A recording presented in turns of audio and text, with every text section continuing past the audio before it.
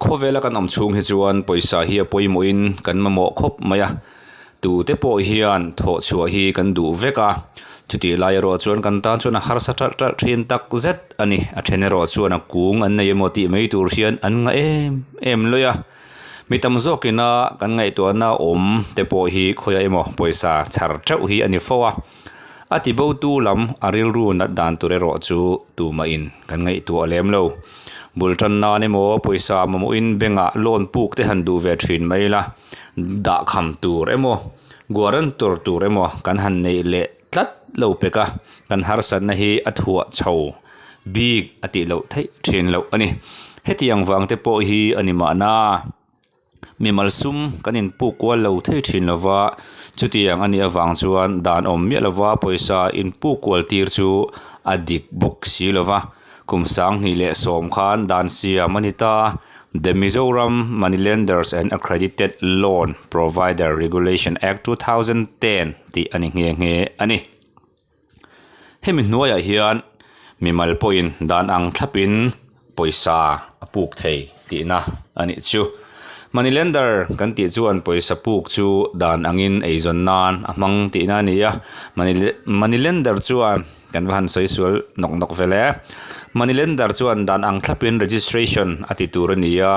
a registration nei arnun chunga hi areilo hlemya kumthum ania amaro chu renew zel thei ani thung ani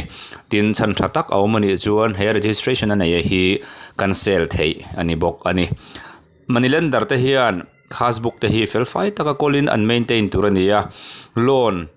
an han pedon ta siam felaloni to ati felaloni to ani chuan puk tu hena hian ni sari chungin kha alona kha puisa kha apenge ngei tur ani bok ani tin hei loan kai noi document te sen so kan ti ang chi le thil dang khang ang chi kha loan puk tu hian poisa puk tu hian ziakin a deal thaya chutianga a deal ani chuan moneylender hian apenge ngei tur ania apelo thiang lo tina ani chu loan kanin puk tirte poisa in puk te hian a interest hi angai thina hemi rate of interest te po hi sarkarina a maximum a bit hlia chutiang aya to chu lo lak lo tur ania tin khati khan kan han rul ta kan rul hlei thei lo loan kha lo in kan poisa puk o loan te po ni chu alo in chia reita chutianga chuan apun na khan a principal kha apel tur ani lo ani omzia chu cheng noi khat kan puka kan rul hlei thei si lo kan rul har sia alo pung tangat ngat maya amar chu kha pun na khan a principal kan loan lak zat cheng noi khata kha alo pel tur ti na ani lo apel thiang lo ti na ni chu